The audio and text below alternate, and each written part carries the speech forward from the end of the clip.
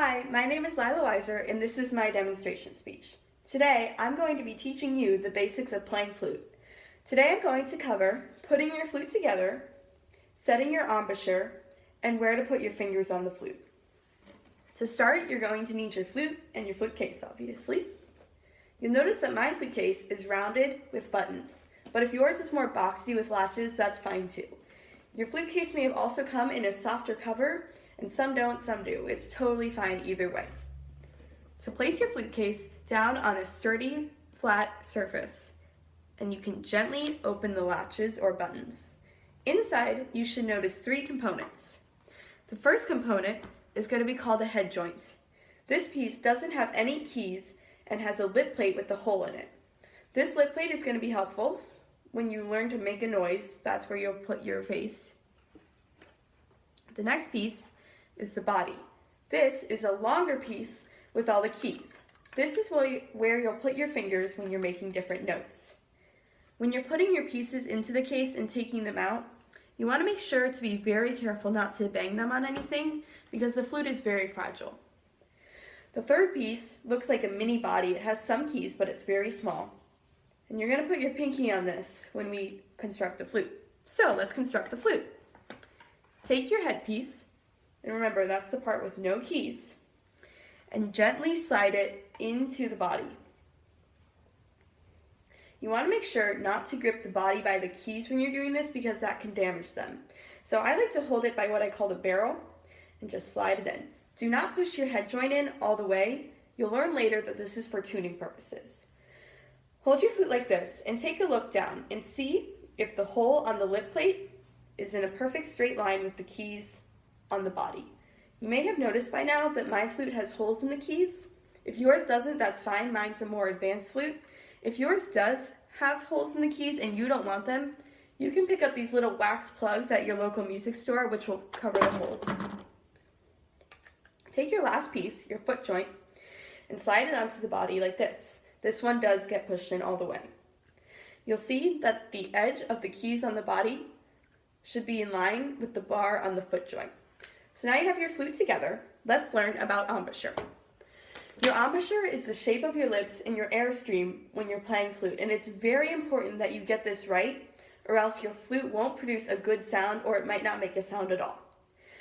To start with your embouchure, you want to relax your lips so they're in a normal resting position like this, and then you're going to pull your corners back slightly so you look like this. Then you're going to open your lips so just enough air can get out with your tongue making the noise two. So it's going to go two, two, two. Once you have that down, you can bring your hand in front of your face and try doing it to your hand. You should feel the airstream on the center of your hand. Once you've got that, you can experiment moving your jaw slightly forward and moving it slightly back. This will raise the airstream up and down respectively. You should feel it going up and down on your hands. This is going to be essential to getting the range of notes on the flute. So you want to go off and practice that, and then we can come back to the video and learn about fingerings. When doing your fingerings for your flute, the first finger you want to place is your thumb, and that goes on the lower key on the back. And your left hand, this is your left hand, because the flute's going to go out to your right. Then you're going to take your left first finger and put it on this key. You're going to skip this key. Then you're going to skip another key and place your second finger here.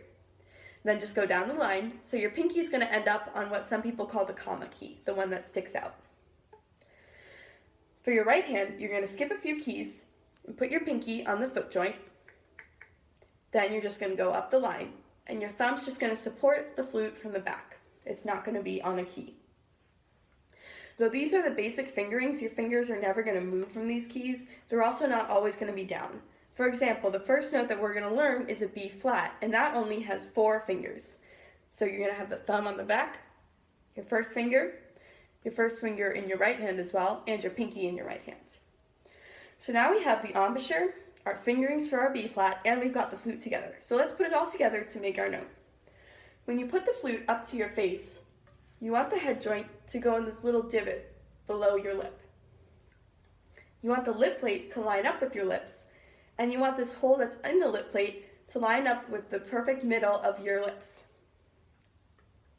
If you want to practice that in a mirror, go ahead, because that will really help you just get the placement of the flute right.